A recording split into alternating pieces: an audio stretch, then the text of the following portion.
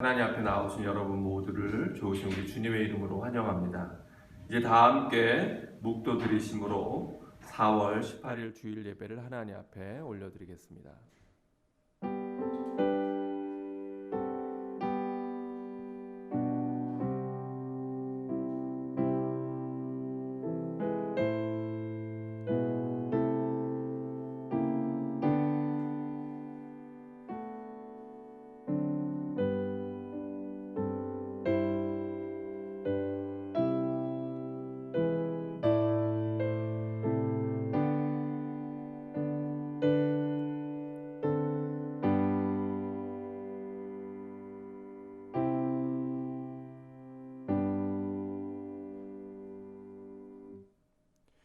여호와의 율법은 완전하여 영혼을 소성시키며 여호와의 증거는 확실하여 우둔한 자를 지혜롭게 하며 여호와의 교훈은 정직하여 마음을 기쁘게 하고 여호와의 계명은 순결하여 눈을 밝히는도다. 여호와를 경외하는 도는 정결하여 영원까지 이르고 여호와의 법도 진실하여 다 의로우니 금 곧 많은 순금보다 더 사모할 것이며 꿀과 송이꿀보다 더 달도다. 사랑의 아버지 하나님, 오늘 저희들을 주님 앞에 함께 모아주시고 우리 살아계신 하나님을 찬양하며 경배하게 하심을 감사합니다. 이 시간 우리가 드리는 이 예배가 신령과 진정으로 하나님 앞에 나아가는 시간 되게 하시고 우리 주님께는 영광이요 또 땅 위에 기뻐하심을 입은 모든 사람들에게는 평강의 소식이 되는 복된 예배가 되게 인도하옵소서.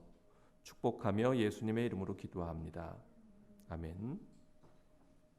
우리 다 함께 자리에서 일어나셔서 주께와 엎드려 경배드립니다. 찬양합니다.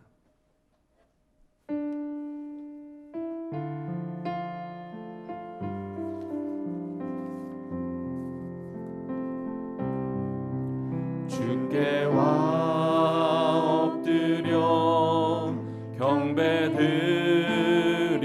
경배드립니다. 주 계신 곳엔 기쁨 가득 무엇과도 누구와도 바꿀 수 없네. 예배드림이 기쁨 됩니다. 주께와 엎드려 경배드립니다. 주 계신 곳엔 기쁨 가득 무엇과도 누구와도 바꿀 수 없네. 예배드림이 기쁨 됩니다. 다시 한번 노래하며 주께와 엎드려 경배드립니다. 주께와 엎드려 경배드립니다. 주 계신 곳엔 기쁨 가득 무엇과도 누구와도 바꿀 수 없네. 예배드림이 기쁨 됩니다. 하늘은 보자 하늘은 보자 이 땅은 주 발등상 예수께와 엎드려 경배해 그분 앞에 사랑과 경배드려 주 계신 곳에 기쁨 넘쳐 주께와 엎드려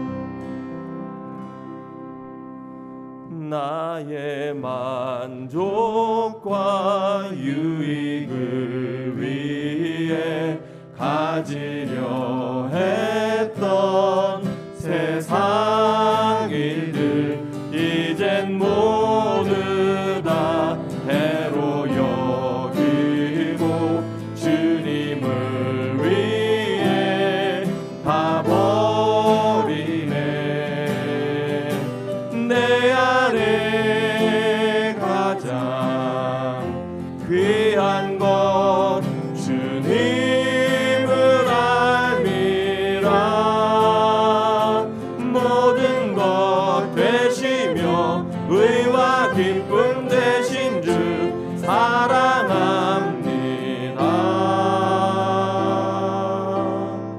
부활의 능력 체험하면서 주의 고난에 동참하고 주의 죽으심 오늘 받아서 그의 생명에 참여하네.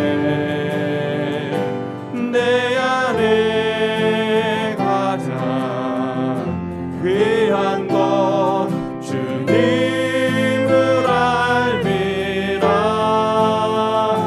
모든 것 되시며 의와 기쁨 되신 주 사랑합니다.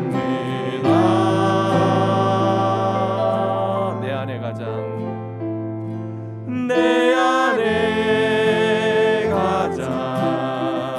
귀한 것 주님을 알미라. 모든 것 되시며 의와 기쁨 되신 주 사랑합니다. 나의 주.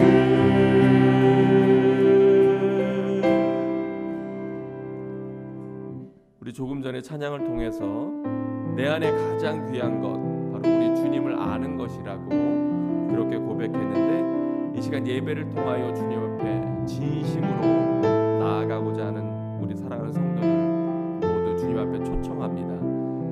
코람데오 주님 앞에 서서 한 주간을 돌아보며 정직하고 온전한 진실된 기도를 하나님 앞에 드리는 시간 갖겠습니다. 함께 기도합니다.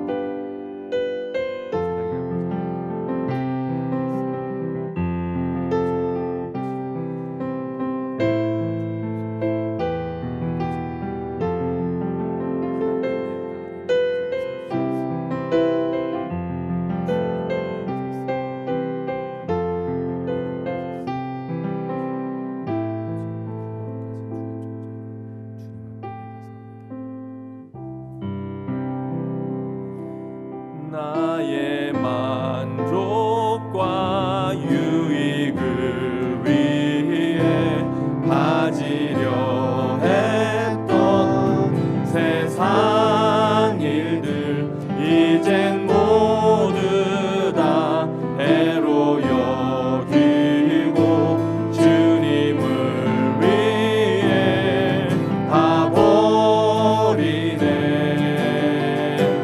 내 안에 가장 귀한 것 주님을 알미라. 모든 것 되시며 의와 기쁨 되신 주 사랑합니다.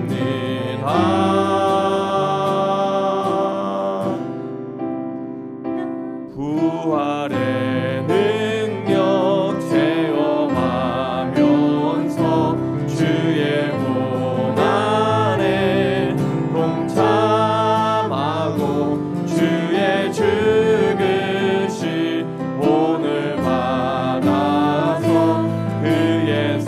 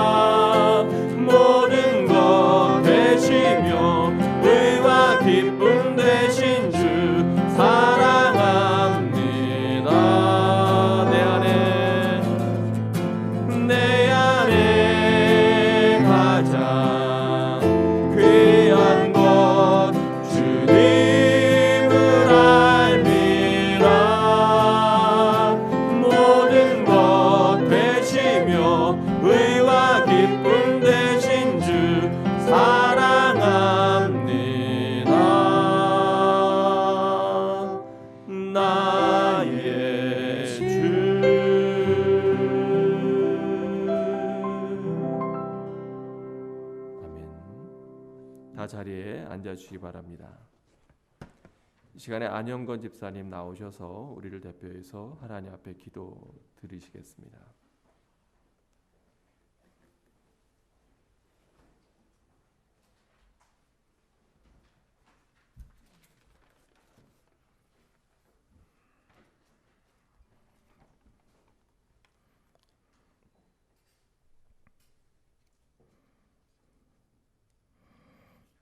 기도드리겠습니다.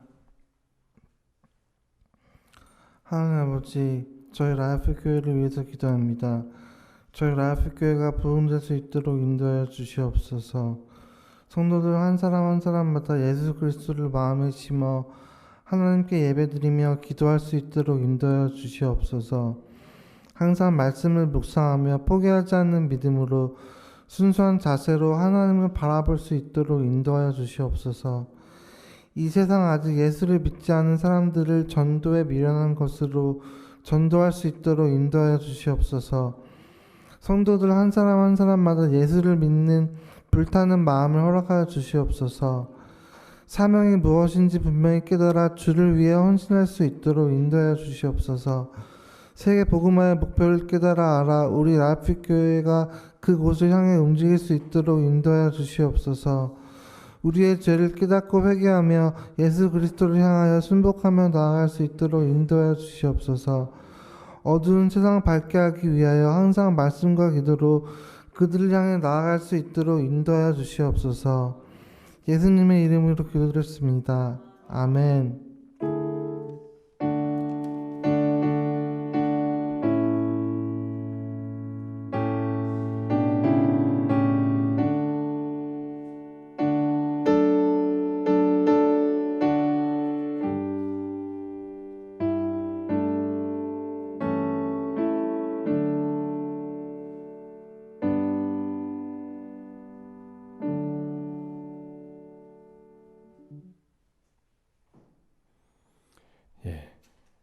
이 시간에는 우리 함께 가족 찬양 시간을 갖도록 하겠는데요. 우리 곽대영 김민영 집사님 가족이 나오셔서 하나님께서 세상을 사랑하사 찬양으로 영광 돌리시겠습니다.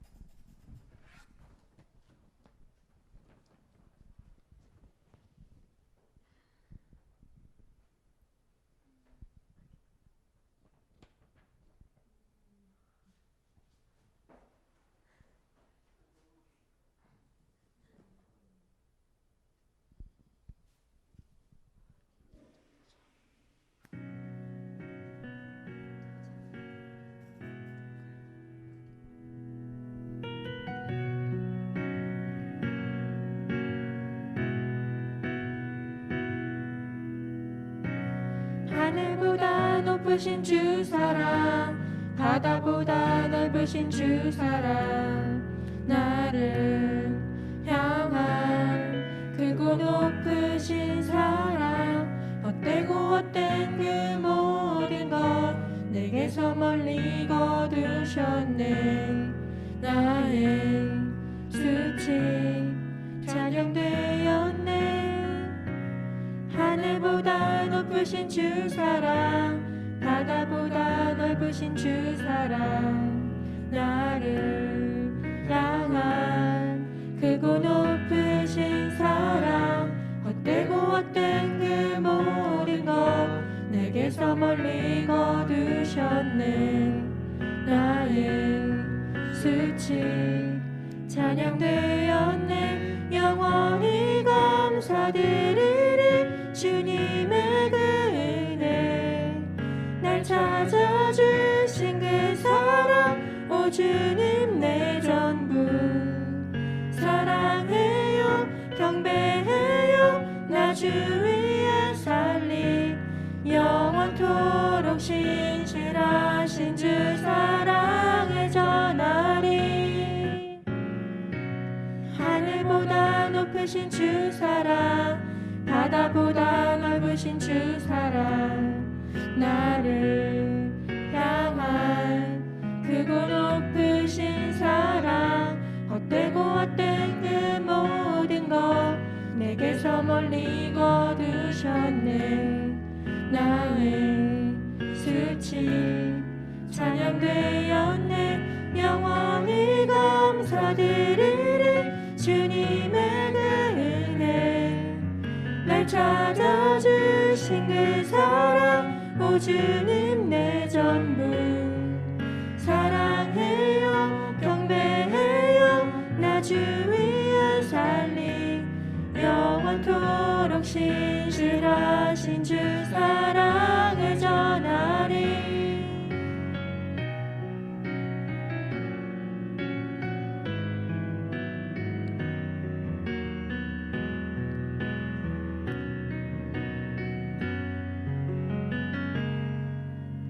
하나님께서 세상을 사랑하사 독생자를 주셨으니 믿는 자는 영생을 얻으리.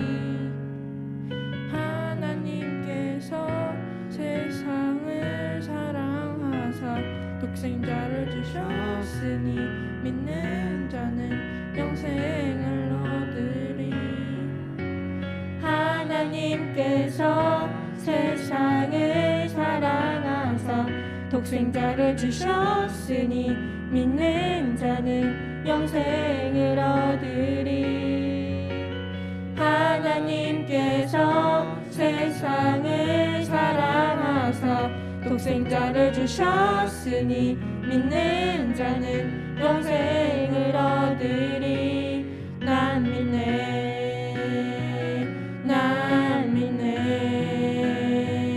난 믿네. 다시 사신 독생자 난 믿네 난 믿네 난 믿네.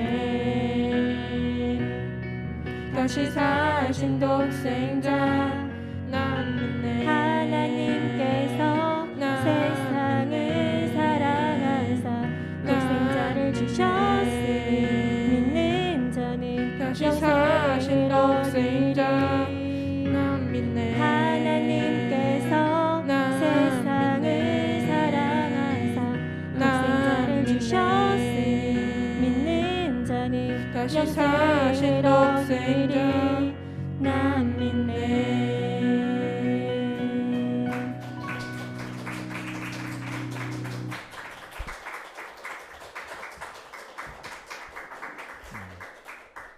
아멘. 요한복음 3장 16절 말씀, 저도 참 좋아하는 찬양인데 이렇게 이 찬양으로 우리의 믿음을 더욱더 굳게 하고 또 하나님 앞에 아름다운 찬양 올려드려서 너무 좋습니다. 이렇게 말씀 전에 제 마음에 늘 예배에 행복이 가득해야 됐지만 이렇게 찬양 들으면서 제 마음에 행복이 가득하면 그 주일 예배가 더 이렇게 은혜롭게 저에게 다가오는 것 같아요. 네, 감사합니다. 이 시간에 우리 하나님 말씀 보겠습니다. 요한복음 21장 1절에서부터 5절까지 말씀을 함께 보겠습니다.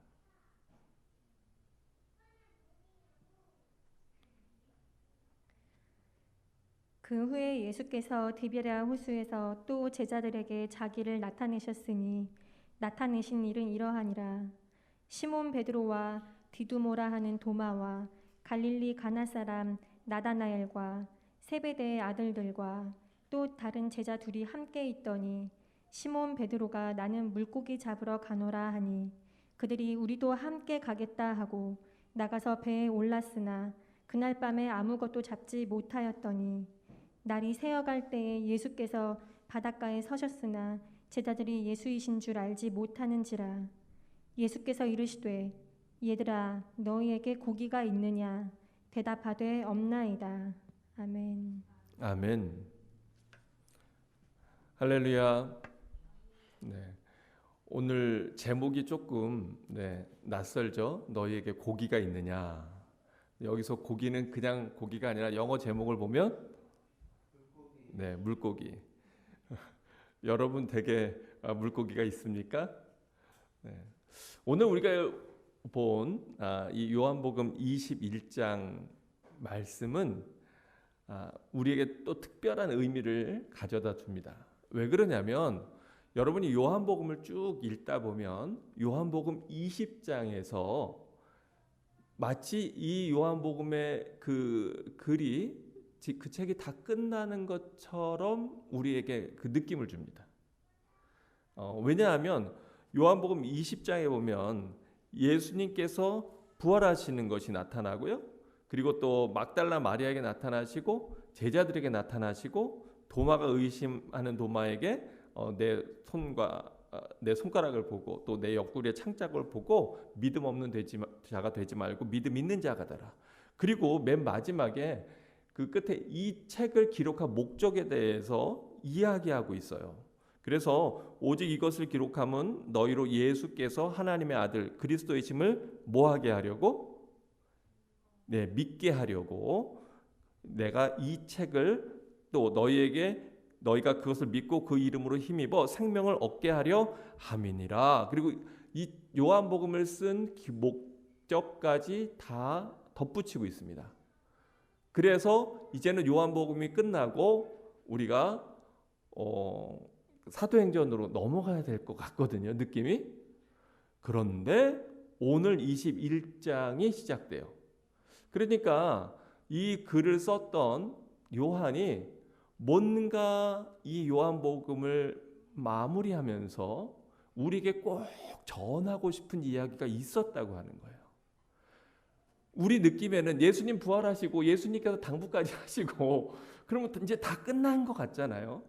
그런데 뭔가 요한이 우리에게 전하고자 하는 그러한 말씀이 있었기 때문에 이 21장을 덧붙였다. 우리가 그렇게 생각해 볼 수 있어요. 그래서 여러분 마치 그런 느낌이에요. 영화관에 가서 영화를 보다 보면 마지막에 그 엔딩 크레딧이라 그래가지고 제작 누가 했고 뭐 배우들의 이름이며 이런 것들이 쫙 올라가잖아요. 마지막 음악이 다 끝나고 그리고 이제 자리를 털고 일어나야 될 것 같은데 그 뒤에 보면 가끔 어떤 영화에 보면 뭐 실수 장면이라든가 촬영할 때 있었던 에피소드들이 나오는 모습들이 있어요. 그와 비슷하게 오늘 이 요한복음 21장은 예수님께서 그렇게 부활하셨지만 뭔가 제자들 마음속에는 특히 베드로의 마음속에는 풀어지지 않았던 응어리와 같은 그러한 것들이 남아 있었는데 그것에 대한 우리 예수님의 답변 또 주님께서 주시는 새로운 사명 이런 것들을 부여하는 것 같은 그러한 느낌을 우리에게 주고 있습니다. 그래서 오늘 시간하고 또 다음 시간 두 번에 나누어서 제자들 향한 예수님이 물었던 질문들 그 질문의 중심에서 말씀을 보려고 그래요. 그래서 오늘 제목은 너희에게 고기가 있느냐? 이 제목이 그냥 제목이 아니라 예수님이 예수님과의 그 미묘한 주님 앞에서의 미묘한 감정에 또 그런 불편한 마음에 있었던 제자들에게 물어보신 질문이라고 하는 걸 우리가 생각해 봤으면 좋겠습니다. 예수님께서는 제자들에게 너희가 나를 다시 만나기 위해서 갈릴리에 가서 기다려라. 갈릴리에서 나를 만나자. 그렇게 말씀하셨어요. 그리고 이제 제자들이 갈릴리에 가서 예수님의 말씀을 듣고 이제 기다리고 있습니다. 그런데 오늘 1절에 보면은 제자들이 어디에서 있었다고 나와 있어요? 디베리아 호수. 예수님은 갈릴리로 가라 그랬는데 여기 디베리아 호수라 그러면 그럼 제자들이 잘못 알아듣고 다른 데로 가서 있었을까요? 아니면 이게 바로 갈릴리 호수일까요? 네, 이 디베리아 호수가 갈릴리 호수예요. 근데 디베리아는 티베리우스라고 하는 로마의 황제의 이름을 따서 붙인 거죠. 그래서 똑같은 곳이지만 이제 그 이름을 몇 가지 명칭으로 불렸던 것을 우리가 알 수 있어요. 게네사렛 호수라고도 성경에 나와 있고 또 갈릴리 호수라고도 나와 있고 또 그것이 굉장히 커서 크게 느껴져서 바다라고 갈릴리 바다라고 그렇게 성경에 기록되어 있는 부분도 있어요. 오늘 본문에 보면 디베리아 호수라고 되어 있는데 이것도 역시 같은 곳을 이야기하고 있습니다. 그래서 예수님께서 제자들에게 나타나셨던 것에 대한 증거를 하고 있는데 거기 보니까 시몬 베드로와 디두모라고 하는 도마, 또 갈릴리 가나 사람 나다니엘과 세베대의 아들들과 또 다른 제자들, 그래서 제자들 둘, 그래서 7명이 가 있었던 거 우리가 볼 수 있죠. 그런데 거기에서 갑자기 시몬이 뭐라고 얘기합니까? 베드로가 나는 물고기 잡으러 가노라 그렇게 얘기해요. 원래 이 사람들의 직업은 뭐죠? 어부예요. 이제 아마 잘은 모르겠지만 제자들이 예수님 따라다니면서 어부 생활을 잘 못했을 거예요. 뭐 그랬다는 이야기도 나오지 않고요. 예수님께서 이 갈릴리에서 제자들을 다시 만나고자 하신 것에는 분명한 목적과 이유가 있을 거다라고 하는 것을 우리가 알 수 있습니다. 왜 그럴까요? 예수님께서 이 제자들을 처음 만난 곳이 어딘가요? 맞아요. 갈릴리 해변에서 예수님이 이 제자들을 부르셨습니다. 그리고 그때 제자들이 하던 일은 뭐였습니까? 고기 잡는 일을 했었어요. 마치 지금 이 모습은 제자들이 예수님을 처음 만나던 그때의 모습으로 다시 돌아가는 것 같아요. 베드로는 역시 행동대장의 역할이 있는 것 같아요. 가만히 있지 못하고 뭔가는 해야 되는데 이게 예수님을 하루 기다리고 이틀 기다려도 예수님이 안 오시니까 그 우리 몸에 있는 본능적인 자기가 평생을 해왔던 일이 다시 자기에게 몸이 근질근질하면서 다가왔는지 모릅니다. 그래서 베드로가 나는 물고기나 잡으러 가야 되겠다. 그리고 이제 물고기를 잡으러 가니까 다른 제자들도 어떻게 했을까요? 형, 베드로 형, 우리도 같이 가. 그리고 다 같이 따라서 물고기를 잡으러 간 거예요. 그런데 그리고 나가서 물고기를 많이 잡아왔죠. 그런가요? 그러지 못했어요. 오늘 본문에 보니까 뭐라고 기록되어 있습니까? 나가서 배에 올랐으나 그날 밤에 아무것도 잡지 못하였더니, 밤을 새고 물고기를 잡는데 아무것도 잡지 못했던 상황인 거예요. 이 상황을 왜 예수님께서 제자들에게 갈릴리로 가서 나를 기다리라고 하셨을까? 또 왜 하필 베드로는 좀 가만히 예수님 기다리고 있지 그걸 못 기다려서 그래서 원래 자기가 하던 그 일로 다시 돌아갔을까? 그리고 또 열심히 고기를 잡았는데 이 전문가인데 평생을 그 일을 한 사람들인데 왜 하필이면 이날 밤은 단 한 마리의 물고기도 잡지 못했을까? 우리가 오늘 말씀을 보면서 그 의미들을 살펴보기 원합니다. 마태복음 4장 18절에 보면 제자들이 예수님을 만나던 모습이 나와 있는 것을 보게 됩니다. 거기 보면 이렇게 나와 있어요. 갈릴리 해변에 다니시다가 두 형제 곧 베드로라는 시몬과 그의 형제 안드레가 바다에서 그물 던지는 것을 보시니 그들은 어부라. 말씀하시되 나를 따라오라. 내가 너희를 뭐 낚는 사람? 사람을 낚는 어부가 되게 하리라 하시니 그들이 곧 그물을 어떻게 했어요? 버려두고 예수님을 따르니라. 또 역시 마찬가지로 거기서 더 가시다가 다른 두 형제 곧 세베대의 아들 야고보와 그의 형제 요한이 그의 아버지 세베대와 함께 배에서 그물 깃는 것을 보시고 부르시니 그들이 곧 배와 아버지를 어떻게 하고 버려두고 예수를 따르니라. 그 당시에 제자들은 예수님을 만나고 너무나 감격하고 흥분된 마음으로 예수님을 따랐던 것을 우리가 볼 수 있습니다. 그리고 또 그 제자들에게 예수님께서는 마가복음 3장 13절, 14절, 15절에서 그들에게 이러한 권능도 부여하셔요. 또 산에 오르사 자기가 원하는 자들을 부르시니 곧 나아온지라. 이에 12를 세우셨으니 이는 자기와 어떻게 여기 보면 제자들을 부르신 목적과 이유를 말씀하고 있는데 같이 읽어보죠. 이는 시작. 이는부터 같이 읽어요. 시작. 이는 자기와 함께 있게 하시고 또 보내사 전도도 하며 귀신을 내쫓는 권능도 가지게 하려 하심이로라. 예수님께서 제자들, 특별히 이 12 사도들을 세우신 목적과 이유가 첫 번째로는 누구와 함께 있게 하시려고, 예수님과 함께 있게 하시려고, 또 그냥 계속 함께만 있는 것이 아니라 그들을 사람들에게 보내셔서 뭐하게 하시려고, 전도하게 하시며, 그냥 보내는 것이 아니라 그들에게 귀신을 내쫓는 권능도 갖고 성령 충만한 능력으로 사람들에게 나아가서 복음을 전파하고 전도하게 하려고 이 제자들을 부르신 것을 알 수가 있어요. 그런데 그렇게 3년 동안 예수님을 따라다닌 제자들이었지만, 그러나 그들이 바로 얼마 전에 경험한 것은 예수님의 죽음이었습니다. 기대하지도 않았고 또 너무나 충격이었던 사건이었을 거예요. 예수님께서는 그 놀라우신 능력을 갖고 계신 분이 어떻게 저렇게 십자가에서 처참하게 죽을 수가 있지? 아마 여러 가지 회의와 여러 가지 많은 생각들이 그들 마음속에 들어왔을 겁니다. 그리고 우리가 지난번에 본 대로 그 예수님께서 죽으신 줄로 알았는데 다시 부활하셔서 제자들 앞에 나타나셨어요. 그리고 제자들에게 자기의 다시 사심을, 부활을 증거하셨습니다.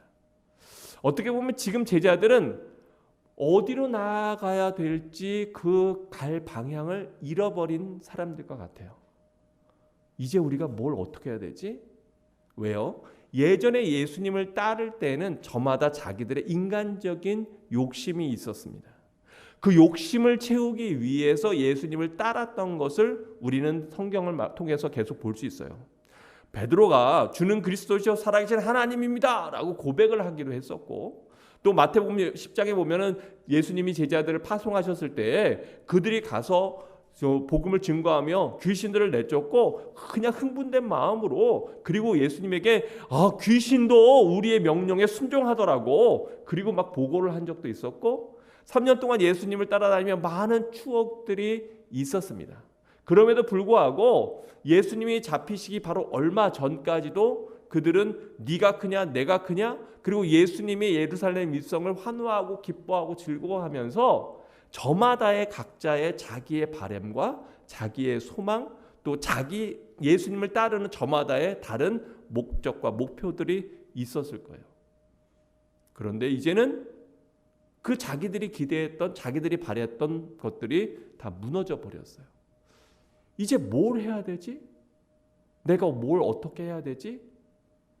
바로 그 상황에서 이 제자들은 갈릴리로 다시 돌아갔고, 그리고 자기들이 원래 예수님 만나기 전에 했던 그 모습으로 돌아가는 것을 우리가 보게 됩니다.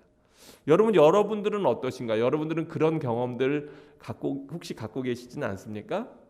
처음에 하나님을 만나고 하나님을 부인하다가 하나님을 만나게 되고 그 감격에 젖어서 주님 너무 감사합니다. 제가 평생을 주님을 위해서 헌신하겠습니다. 제가 이런 일도 하고 저런 일도 하고요. 하나님 이렇게 은혜를 주셨으니 제가 이렇게 하겠습니다. 막 결단하고 그리고 굳건했는데 시간이 지나면서 하나님께 실망해요. 내가 그렇게 바랬던 어떤 일들이 이루어지지 않아요. 시간이 지나면서 교회 공동체에 실망해요.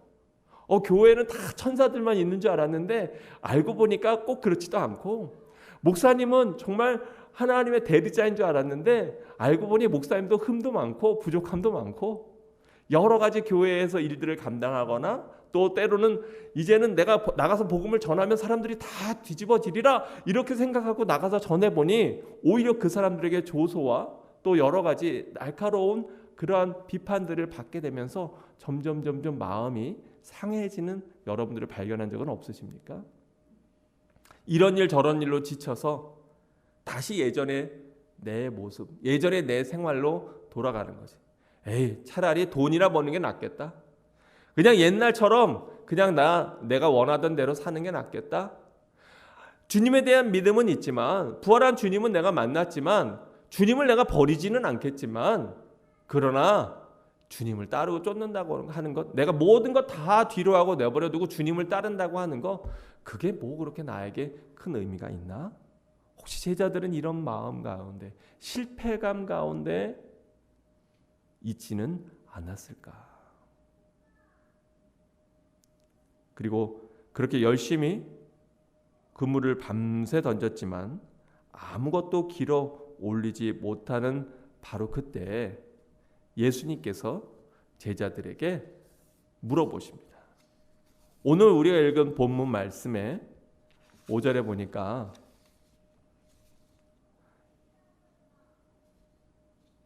예수께서 이르시되 얘들아 너희에게 고기가 있느냐?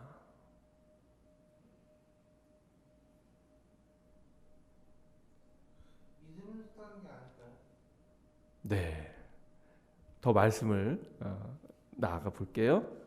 얘들아 너희에게 고기가 있느냐?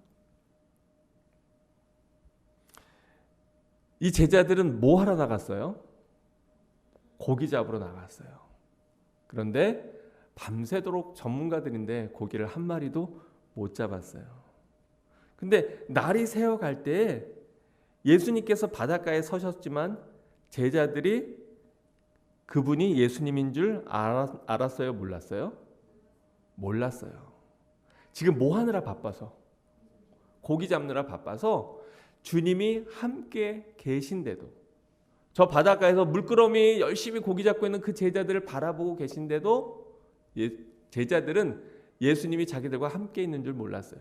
우리 지난번에 봤던 것처럼 엠마오로 가던 제자들이 엠마오로 가는 그 길에서 예수님이 바로 우리와 동행하고 계신데도 그 예수님을 바라보지 못했던 것처럼 지금 다시 세상 일에 또 자기가 원래 자기의 모습으로 돌아간 그때에는 예수님이 함께 계시는데도 알지 못했었어요.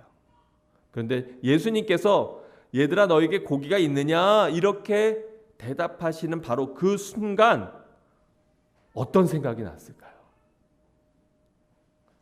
처음 예수님을 만나서 밤새도록 물고기를 잡았지만 그러나 잡지 못했던 바로 그 순간이 떠올랐을 거예요. 그러자 바로 요한이 먼저 그걸 알게 되는데 오늘 본문에 보니까 어떻게 되어 있죠?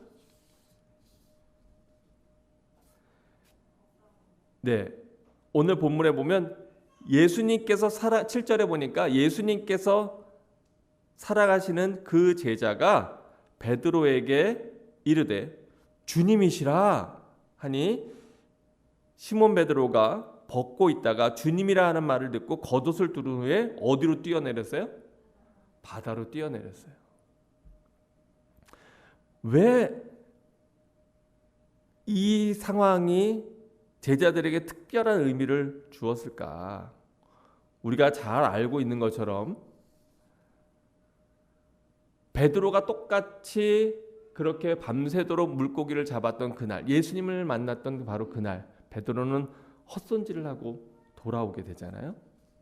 그런데 그때 예수님께서 베드로에게 뭐라고 얘기하십니까? 저 깊은 곳에 가서 그물을 던져라. 그 말씀에 그대로 순종했더니 어떤 일이 일어나요? 그물이 찢어지도록 가득 이것을 끌고 오게 되죠. 그 똑같은 일이 오늘 여기서 벌어지게 되는데 21장 6절에 보니까 요한복음 21장 6절에 보니까 예수님이 뭐라고 말씀하셔요? 이르시되 그물을 배 오른편에 던지라 그리하면 잡으리라. 아니 이게 말이 됩니까? 지금 이쪽에 던졌는데 밤새도록 아무것도 못 잡았는데 그물 걷어서 이 오른편에 던진다고. 그 배 하나 차인데 뭐 얼마나 많은 물고기들이 있을까? 그런데 이 제자들이요 그 이야기에 순종했어요. 놀라운 하나님의 역사들은 우리가 이해 안 되지만 그러나 하나님이 주시는 메시지에 순종할 때 비로소 일어나는 걸 우리가 경험하게 됩니다. 그래서 그 그물을 걷어서 오른편에 던졌더니 어떤 일이 일어납니까? 이에 물고기가 많아 그물을 들 수 없더라.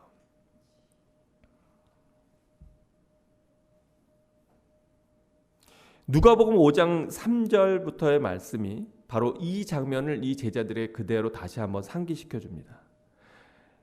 예수께서 한 배에 오르시니 그 배는 시몬의 배라. 육지에서 조금 떼기를 청하시고 앉으사 배에서 무리를 가르치시더니 말씀을 마치시고 시몬에게 이르되 깊은 데로 가서 그물을 내려 고기를 잡으라. 시몬이 대답하여 이르되 선생님, 우리들이 밤이 새도록 수고하였으되 잡은 것이 없지만은 말씀에 의지하여 내가 그물을 내리리이다 하고 그렇게 하니 고기를 잡은 것이 심히 많아 그물이 찢어지는지라. 이것을 경험한 베드로의 반응이 어땠는지 여러분 혹시 기억하십니까? 누가복음 5장 8절에서 보면 시몬 베드로가 이를 보고 예수의 무릎 아래 엎드려 이르되 주여 나를 떠나소서 나는 죄인이로소이다 하니 이는 자기 및 자기와 함께 있는 모든 사람이 고기 잡힌 것으로 말미암아 놀라고 세베대의 아들로서 시몬의 동업자인 야고보와 요한도 놀랐음이니라. 자기의 모든 노력과 사실 고기 잡는 것은 베드로가 평생을 해온 일인데, 그런데 지금 이 선생님을 만나서 자기가 감당할 수 없는 일을 경험하자 베드로는 자기가 누구임을 깨닫습니까? 자기의 죄. 왜 그랬을까? 우리가 하나님을 만나면 바로 우리에게 제일 먼저 떠오르는 것들이 있는데 그건 뭐냐면 하나님 그 밝은 빛 아래에서 우리의 모습이 얼마나 부패하고 흉악한 것인가 하는 거예요. 모르긴 몰라도 또 베드로가 선생님 당신이 내가 밤이 새도록 물고기를 잡았지만 못 잡았지만 그러나 그렇게 얘기하니까 내가 해보겠습니다 라고 할 때 그 마음에 어쩌면 이 속에서 그냥 선생님이 저렇게 얘기하시니까 한번 해보자 라고 하는 마음보다는 뭐라고? 야, 목수가 나한테 물고기를 잡으라고 한단 말이야. 참 기가 차지만 내가 그 말씀에 의지해서 한번 해봅시다. 그리고 물고기를 어떻게 보면 겉으로는 행동은 순종했지만 내면에는 뭔가 거부하는, 거역하는 그러한 감정이 있었는지도 몰라요. 이 모든 일을 하고 나서 베드로에게 느꼈던 감정은 내가 얼마나 부족하고 부끄러운 자인가 하는 것이었어요. 근데 그때 예수님께서 뭐라고 말씀하십니까? 이제후로는 내가 사람을 취하리라. 이제후로는 내가 너를 사람을 낚는 어부가 되게 하리라 이렇게 말씀하셨는데 지금 베드로와 제자들은 다시 가서 사람을 낚는 것보다는 이제 부활하신 예수님을 증거하고 전해야 될 것 같은데 그런데 그들은 다시 자기들의 예전의 모습으로 돌아가 있던 바로 그 상태였던 거예요. 그때 바로 요한이 알아차립니다. 예수님이시구나. 그리고 얘기하자 또 역시 행동대장 베드로는 그 예수님을 보고자 하는 예수님을 향하는 그 자기의 온갖 그 감정들이 올라오면서 물로 뛰어들었어요. 근데 어떤 사람들은 이것이 베드로가 너무 부끄러워서 물로 뛰어들었다 이렇게 해석하기도 하지만 저는 그거보다는 여기 보면 베드로가 자기가 갖고 입고 있던 자기의 옷을 허리에 두르고 물로 뛰어들거든요. 그 얘기는 바로 예수님 앞으로 빨리 가서 그래서 옷을 갖춰 입고 선생님을 만나고자 하는 그 뜨거운 마음이 다시 베드로에게 살아났을 것이다. 그렇게 생각해 보게 됩니다. 제자들이 예수님 앞에 그렇게 나오자 예수님께서는 이미 숯불을 굽고 계신데 그 위에 생선이 놓여 있고 떡도 있었다. 성경이 그렇게 얘기하고 있습니다. 제자들이 생선을 먼저 갖다 드렸나요? 아니요. 생선을 갖다 드린 게 아니에요. 그런데 예수님께서는 그 제자들에게 숯불을 피워놓고 그리고 생선과 떡을 준비하고 계십니다. 그리고 예수님께서 이르시되 지금 잡은 생선을 좀 가져오라 얘기하시고요. 시몬 베드로가 올라가서 그물에 육지를 끌어올리니 가득히 찬 큰 물고기가 153마리라. 이같이 많으나 그물이 찢어지지 아니하였더라. 이렇게 있는데 우리 여러분 이거 그 모나비 153 볼펜 이 생각이 많이 남지 않습니까? 저도 예전에 그거로 153마리 그것이 기억이 났었는데요. 그거로 기억했는데 이 장면을 여러분 한번 생각해 보세요. 예수님께서는 제자들에게 야, 너 물고기 잡았어? 내가 너 물고기 잡으러 가라 그랬어? 라고 책망하지 않으십니다. 제자들이 그 추운데 사실 거기는 광야라고 하지만 바람이 불고 밤이 되면 기온이 많이 내려가잖아요. 얼마나 춥습니까? 근데 예수님께서는 제자들에게 우리 같으면 한마디 하실 것 같은데 근데 예수님께서는 전혀 그런 얘기를 안 하셔요. 오늘 본문에 보면 예수님께서 와서 한마디 하시는데 뭐라고 그러냐면 와서 아침 먹어라. 그래서 제자들이 주님이신 줄 아는 거로 당신이 누구냐 감히 묻는 자가 없더라. 예수님께서는 그 제자들에게 책망하지 않으시고요. 어떻게 보면 따뜻한 엄마처럼 밤새 딴짓하고 그래서 피곤해서 잠들었다가 일어난 아이에게 아침상을 차려놓고 그리고 야단치지 않고 그것을 아이에게 먹이는 엄마처럼 예수님께서는 그 제자들, 실패한 제자들, 예수님이 십자가에 못 박히실 때 다 도망갔던 그 제자들, 그리고 또 그 잠깐 기다리는 것도 못 기다려서 고세를 못 참고 또다시 물고기 잡으러 간 그 제자들에게 아침상을 차려주시는 예수님으로 우리 주님께서 저들을 만나고 있으시다고 하는 사실입니다. 그날 아침은 누구도 감히 뭐라고 얘기하기 어려운 그러한 조용한 아침이었을 거예요. 근데 이것을 먹으면서 이 제자들의 마음속에는 그 주님에 대한 여러 가지 죄송한 마음들, 그 복잡한 심경들이 담겨져 있지 않았겠습니까? 성도 여러분, 우리가 인생 살아가면서 때때로 우리는 실패하기도 하고 넘어지기도 합니다. 또 우리가 실망하기도 하고 속상해하기도 해요. 그때마다 우리 주님께서는 우리에게 오셔서 우리에게 정말로 필요한 것들을 공급해 주시고 채우시는 주님임을 알 수가 있습니다. 주님은 여러분의 실패에 대해서 여러분의 부족함에 대해서 책망하시기보다는 오히려 여러분에게 먹이시고 입히시는 분임을 우리가 성경을 통해서 알 수 있어요. 우리가 잘 아는 대로 에스겔이 갈멜산에서 위대한 승리를 했지만 그러나 이세벨의 한마디에 내가 저를 반드시 잡아서 죽여버리겠다고 하는 그 이야기를 하나 전해 듣고는 갑자기 마음이 낙심이 돼요. 우리가 다 그럴 때 있잖아요. 그리고 이제 로뎀나무 아래 가서 하나님 저 이제 지쳤어요. 전 이제 데려가 주세요. 절 죽여주십시오 라고 할 때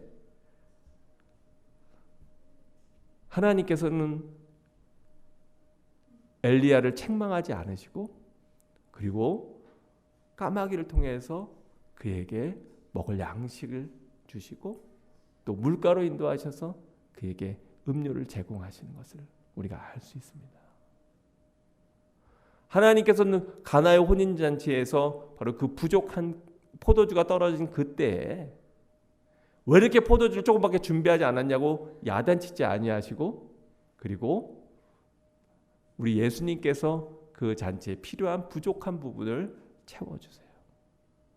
때로 우리 삶 가운데 남편에게 실망했을 때, 아내에게 실망했을 때, 부모에게 자식에게 실망했을 때 우리 좋으신 주님께서는 우리의 그 필요한 부분을 채우시는 분이심을 믿습니다. 와서 아침을 먹어라. 여러분이 한 줄 한 줄이 주님 앞에 나오는 것도 여러분의 한 주간의 삶 속에서 채워지지 않는 그 부족한 부분을 말씀을 통해서 먹고 채우고 여러분이 그 힘을 얻어서 또다시 세상으로 향해 나아가는 그 놀라운 능력이 그 안에 있는 줄로 믿습니다. 우리가 흔히 텐텐이라고 한 요한복음 10장 10절에 보면 뭐라고 말씀합니까? 내가 너희에게 온 것은 바로 너희로 하여금 더 풍성하게 하고 그 풍성하게 채우기 위해서라고.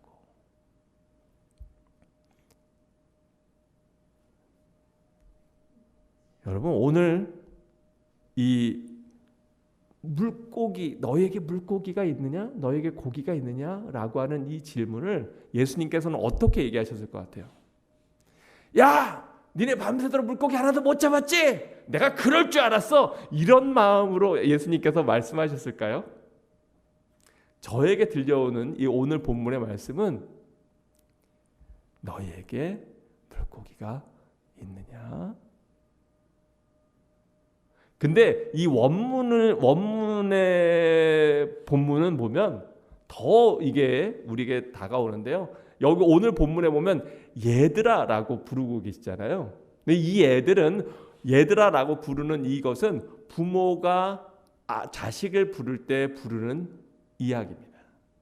또 이게 그냥 부르는 게 아니고요. 의미가 있는데 요한복음 6장에서 먹을 것이 없을 때 아이 하나가 물고기 2마리 보리떡 5개를 가지고 있잖아요. 그런데 거기서 나오는 그 아이라고 하는 것과 같은 단어예요. 즉 부모가 자식을 부르듯이 예수님께서는 얘들아 그렇게 부르시는 거 따뜻한 그 주님의 음성이 우리에게 들려지지 않습니까? 그리고 너희에게 고기가 있느냐. 우리가 세상적으로 열심히 뭔가를 해보지만 여러분 우리가 주님과 함께 하시지 않으면 우리가 진짜 고기를 잡지 못하는 경우가 많아요. 헛수고를 할 때가 얼마나 많이 있습니까? 근데 주님의 명령 밤새도록 자기의 노력으로 애쓰고 수고했지만 아무것도 아니에요. 우리가 그런 경우들이 많습니다. 자기가 뭔가를 해보려고 하나님을 의지하기보다 자기 힘으로 자기 생각대로 자기 계획대로 나아가서 뭔가 열심히 해요. 그런데 지나고 보면 뭔가 많이 얻은 것도 같은데 그런데 그것이 다 사라져 버릴 때 얼마나 많이 있습니까? 어떤 사람이 열심히 사업을 했습니다. 그런데 그만 한 번의 잘못된 판단으로 인해서 그동안에 했던 쌓아놨던 모든 것들이 순식간에 날아가 버리는 경우가 많이 있어요. 세상에서 뭔가 지위와 명예를 얻기 위해서 열심히 평생 수고를 그랬는데 한 번의 실수로 한 번의 잘못으로 그 명예가 실추되거나 또는 사회적으로 매장당하는 그러한 일들을 겪기도 합니다. 근데 바로 그 실패의 자리에 우리 주님께서는 오셔서 우리에게 물어보십니다. 너희에게 고기가 있느냐? 그리고 주님께서 오른편으로 던지라고 하는 그 말씀을 순종할 때 우리는 우리가 생각지도 못했던 엄청난 은혜들을 또 하나님의 공급을 경험하게 되는 줄로 믿습니다. 그리고 이 물고기라고 하는 것은 성경에서 우리에게 특별한 의미를 담고 있죠. 왜냐하면 그 물고기 모양을 한번 비춰주세요. 여러분 저런 거 많이 보셨을 거예요, 그죠? 그런데 제가 물고기를 그리스어로 뭐라고 하는지 알려드릴게요. 그 물고기를 뭐라고 하면 익두스라고 그렇게 얘기합니다. 저기 보면은 우리가 눈에 보이기에는 이렇게 써져 있어요. I하고 X하고 번데기하고 U하고 S하고 근데 그게 발음이 뭐냐면 익두스인데 그 가운데 번데기가 th 발음이 나요. 그래서 익두스. 우리 원음 발음으로 해볼까요? 시작. 네, 익두스. 그리고 저거는 소문자고 옆에 있는 거 까만색 그거는 대문자입니다. 그래서 알파벳이 조금 다른데 그게 똑같은 글자예요.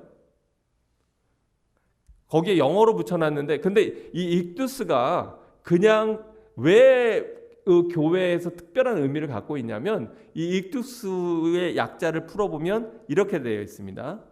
네. 예수스 크리스투스 세오스 휘오스 소테르. 그게 뭐냐면 바로 예수 그리스도 하나님의 아들이신 구원자라고 하는 것의 약자예요. 그 단어 앞에 자들 하나씩 붙여보면 바로 베드로의 고백입니다. 주는 그리스도시요 살아계신 하나님의 아들입니다. 놀라운 흥미로운 일이지 않습니까? 그래서 초대교회에서는 지금 보이는 저 물고기 그림을 그 사람들이 박해받을 때 암호로 썼어요. 서로 접선하게 될 때, 서로 만나게 될 때 바닥에 이렇게 어떤 사람이 작대기를 들고 맨 바닥에다가 이렇게 물고기 그림을 그리고 있으면 또는 그려놓고 있으면 이 사람은 예수님을 믿는 사람이구나 라고 하는 암호였어요. 그래서 박해 시대에 서로가 이제 전도자들이 이렇게 이동을 하고 마을로 가지 않습니까? 그러면 그곳에 박해가 심한 동네들이 있잖아요. 그러면 어떻게 하냐면 바닥에다가 이거 가지고 낙서하고 있는 거예요. 예수님이 손가락으로 바닥에다 글씨 쓰셨던 것처럼 이 물고기 그리고 있으면 바로 그게 나는 예수님을 믿는 사람인데 누가 나를 영접해 드릴 사람이 있겠습니까? 라고 하는 그러한 표식으로 사용했던 것이 바로 이 익두스라고 하는 거예요. 그러니까 너희에게 고기가 있느냐라고 하는 것을 우리가 이러한 어떤 신학적인 영적인 의미로 해석해 보자면 그 질문은 너희에게 예수 그리스도 하나님의 아들이신 구세주 구원자가 너에게 있느냐? 내 안에 주님이 계시냐?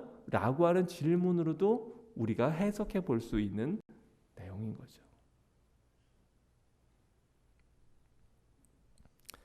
단순해 보이는 이 물고기라고 하는 단어와 그 문양 속에 우리 주님의 깊으신 뜻과 의미가 있는 것처럼 역시 여러분에게도 이와 같은 주님이 계십니까?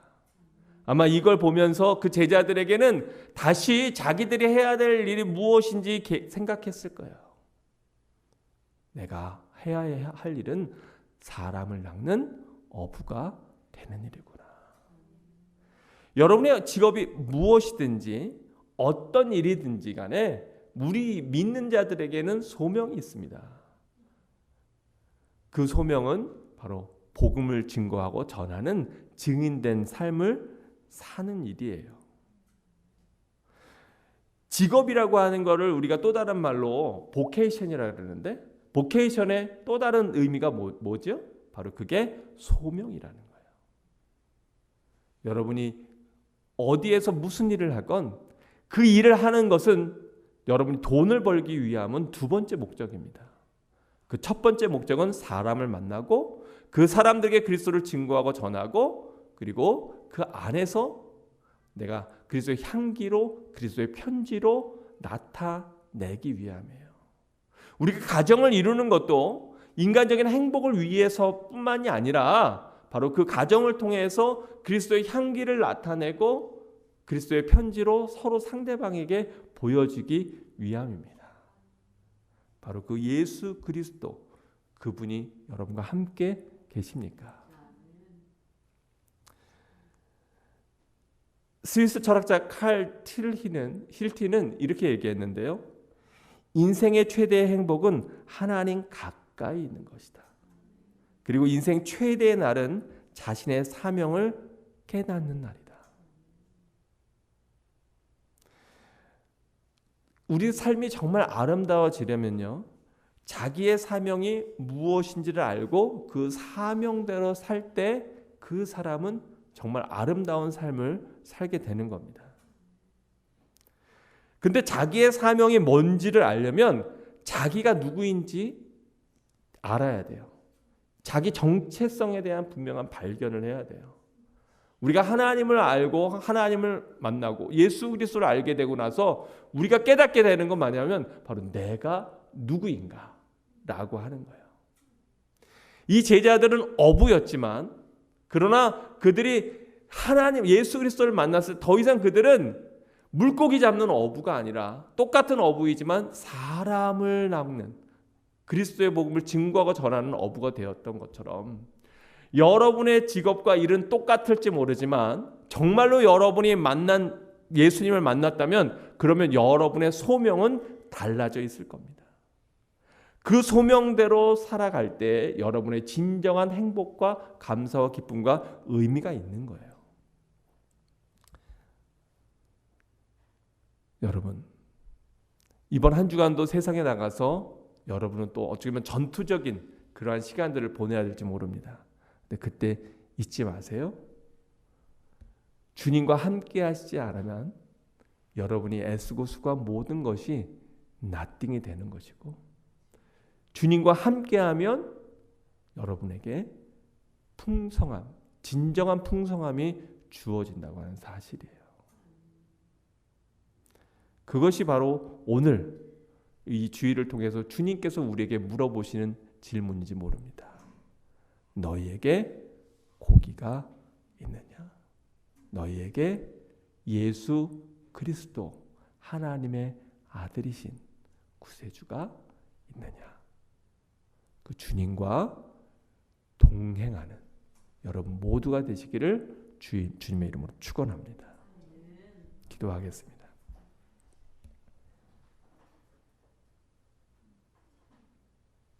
때때로 실망하고 낙심하거나 또는 나아가야 할 방향을 잃어버리고 살아가는 저희들에게 우리 주님께서는 찾아오셔서 우리의 실패를 비웃지 않으시고 우리의 잘못된 선택에 책망하지 않으시고 아이에게 따뜻한 아침을 만들어주는 어머니와 같이 사랑하는 제자들을 먹이시는 예수님을 바라보게 하시니 감사합니다. 우리들도 때때로 살아가면서 지치고 힘들 때에 우리에게 아침을 차려주시고 와서 조반을 먹으라고 말씀하시는 주님의 음성을 듣는 믿음을 갖게 하옵소서. 우리 주님께서 나와 함께하고 계심에도 내가 물고기 잡는 것에 정신이 팔려서 주님을 알아보지 못하는 그러한 어리석은 자들 되지 않게 하시고 오늘도 세상적인 수고와 애씀을 열심히 하고 있는 우리를 물끄러미 바라보시고 안타까운 마음으로 바라보시며 아침을 준비하셨던 예수님처럼 바로 그 주님께서 우리를 돌보시고 지키시고 함께 하신다고 하는 사실을 깨닫는 예배의 시간이 되게 하여 주옵소서. 또 우리 사랑하는 성도들이 세상에 나가서 살아갈 때에 주님 잊어버리고 살지 않게 하시고 우리 예수님의 말씀대로 순종하며 주님과 동행함으로 153마리의 그 풍성한 많은 물고기들을 거둠으로 말미암아 우리가 누구인지 또 우리가 정말로 해야 할 일이 무엇인지를 깨닫고 감사와 기쁨으로 증인으로 살아가는 우리 사랑하는 성도들 다 되게 인도하여 주옵소서. 하나님의 크신 은혜에 감사하며 예수님 이름으로 기도합니다. 아멘.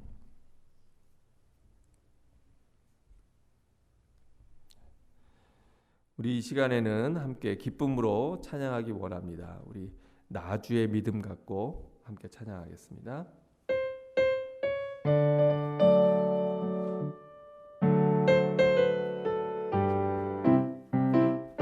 나주의 믿음 갖고 홀로 걸어도 나주의 믿음 갖고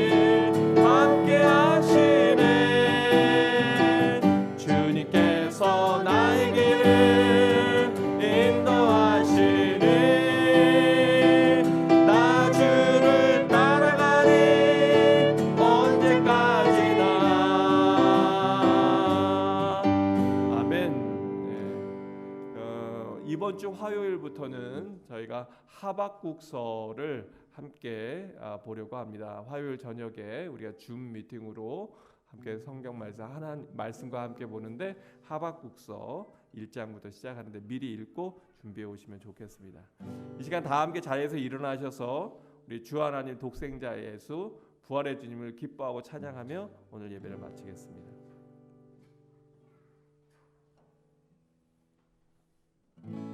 A 코드로 할게요. 주 하나님 독생자 예수 날 위하여 오시었네. 내 모든 죄 다 사하시고 죽음에서 부활하신 나의 구세주 살아계신 주 나의 참된 소망 걱정 근심 전혀 없네. 사랑의 주내 갈 길 인도하니 내 모든 삶의 기쁨 늘 충만하네. 주 안에서 거듭난 생명 도우시는 주의 사랑 참 기쁨과 확신 가지고 예수님의 도우심을 믿으며 살리 살아계신 주 나의 참된 소망 걱정 근심 전혀 없네. 사랑의 주내 갈 길 인도하니 내 모든 삶의 기쁨 늘 충만하네. 그 언젠가 주 뵐 때까지 주를 위해 싸우리라. 승리의 길 멀고 오매도 주님께서 나의 앞길 지켜주시리. 살아계신 주 나의 참된 소망 걱정 근심 전혀 없네. 사랑의 주내 갈 길 인도하니 내 모든 삶의 기쁨 늘 충만하네. 살아계신 주 살아계신 주 나의 참된 소망 걱정 근심 전혀 없네. 사랑의 주내 갈 길 인도하니 내 모든 삶의 기쁨 늘 충만하네. 아멘. 이제는 길이요 진리요 생명이 되시는 우리 구주 예수 그리스도의 크신 은혜와 아버지 하나님의 무한하신 사랑하심과 성령의 감화, 감동, 교통하심이 우리에게 찾아오셔서 우리를 풍성하게 하며 또 따뜻한 음성으로 우리에게 은혜를 베푸시는 그 주님의 은혜에 감격하며 믿음으로 살아가기로 결단하는 모든 주의 자녀들 위해 이제로부터 영원히 함께 하시기를 간절히 축원하옵나이다. 아멘.